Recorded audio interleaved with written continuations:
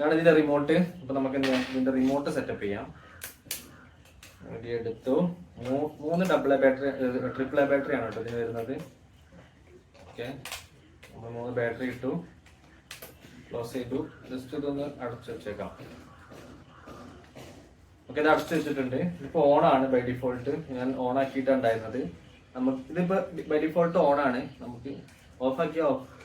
നമുക്കിവിടെ ഒരു green light ഉണ്ട്, TX എന്നും പറഞ്ഞിട്ട്, RX എന്ന് പറഞ്ഞിട്ട് റെഡും ഉണ്ട്.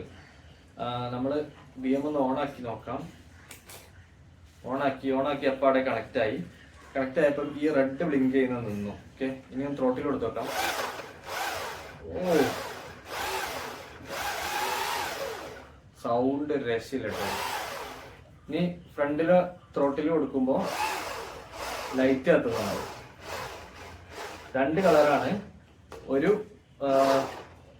ഫസ്റ്റില് ഇത് ഒരു ഓറഞ്ച് റെഡ് കളറ്, രണ്ടാമത്തത് വൈറ്റ് കളറ്. അതുപോലെ തന്നെ താഴെ റെഡ് ലൈറ്റ് കത്തിക്കൊണ്ട് നിൽക്കുന്നുണ്ട്. അപ്പൊ നമുക്കൊരു ഉണ്ടോ വണ്ടിയുടെ ഒരു താഴെ ഭാഗം രസം ഉണ്ടാവും. ഈ ബാക്കിലുണ്ട്, പക്ഷെ ഫ്രണ്ടിലോട്ട് കൊടുക്കുമ്പോല്ല.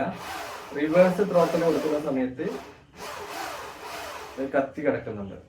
ഓക്കെ, ഇനി നമുക്ക് ഇതിന്റെ ഒരു ലൈറ്റ് ഫങ്ഷനാലിറ്റി ഒന്ന് നോക്കാം. ഇവിടെ ലൈറ്റിന്റെ ഒരു ബട്ടൺ കാണുന്നുണ്ട്. ഓക്കെ, അത് പ്രസ് ചെയ്ത് തരാം. എല്ലാം അങ്ങ് ഓഫ് ചെയ്യും. ഒന്ന് ബ്ലിങ്ക് ആയിട്ട് ഒന്ന് ഓഫായി. ഒന്നുകൂടെ പ്രസ് ചെയ്തു, അപ്പം റെഡ് കത്തി.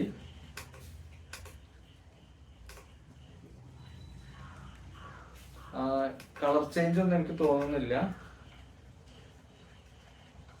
ഓക്കെ, നമുക്ക് ഇവിടെ ഒരു മോഡ് ഉണ്ട്. മോഡ് സ്വിച്ച് ചെക്ക് ചെയ്തു. ഓക്കെ, ഇവിടെ ഒരു മോഡും ഉണ്ട്, ലൈറ്റും ഉണ്ട്. ലൈറ്റ് ഒന്ന് പ്രസ് ചെയ്ത് കഴിഞ്ഞാൽ എല്ലാ ലൈറ്റും ഓഫ് ആവും.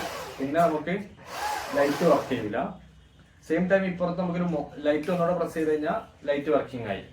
ഫ്രണ്ട് തൊട്ടിലെടുത്ത് കഴിഞ്ഞാൽ ഫ്രണ്ടിലെ ലൈറ്റ്, ബാക്കിലെ ലൈറ്റ്, അതുപോലെ താഴെ മോഡ് സ്വിച്ച് ഉണ്ട് അതിന്റെ തൊട്ടിപ്പുറത്ത്. അത് ക്ലിക്ക് ചെയ്ത്